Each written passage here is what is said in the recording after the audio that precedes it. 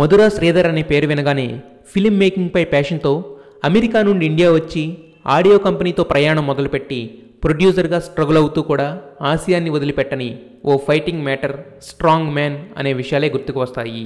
కానీ ఆయన ఇండస్ట్రీని అనలైజ్ చేసే విధానం వింటే ఆశ్చర్యం వేస్తుంది.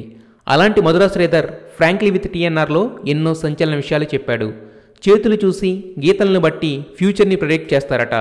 అలాంటి వ్యక్తి ఆయన సినిమాల విషయంలో కరెక్ట్ డెసిషన్ తీసుకుంటున్నారా? అలాగే స్క్రీన్ ప్లే గురించి దిల్ రాజు జోష్ సినిమా చూసి తెలుసుకోమన్నారట. అసలు ఆ సందర్భం ఏంటి? అది రిలీజ్కి ముందా తరువాత? అలాగే ఆడియో ఫంక్షన్ చేయకుండా సినిమాని రిలీజ్ చేయడం కరెక్ట్ కాదన్న మధురా శ్రీధర్ యునానిమస్ హిట్స్గా డిక్లేర్ అయిన ధృవ, ఖైదీ నెంబర్ 150ల గురించి ఎందుకు మాట్లాడాడు? ఇక ఇండస్ట్రీలో మంచి కుర్రాడిగా గుర్తింపు పొందిన రాజ్ తరుణ్ బిహేవియర్పై మాత్రం షాకింగ్ కామెంట్స్ చేశాడు. రవితేజ చేయాల్సిన fashion designer, son of ladies tailor cinema Raj Tarun, అభిరాములను దాటి సుమంత్ అశ్విన్ దగ్గరికి ఎలా వచ్చిందో వివరించాడు.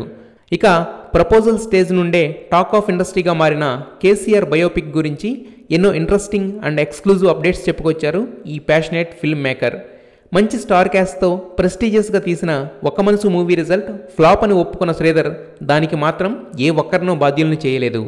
కామ్గా ప్రెజెంట్గా ఉండే మధురా శ్రీధర్ టాలీవుడ్లోని టాప్ సీక్రెట్స్ను, ఆయన ఫేస్ చేసిన బ్యాడ్ ఎక్స్పీరియన్సెస్ని నిర్భయంగా రివీల్ చేసిన frankly with TNR. Don't miss to watch.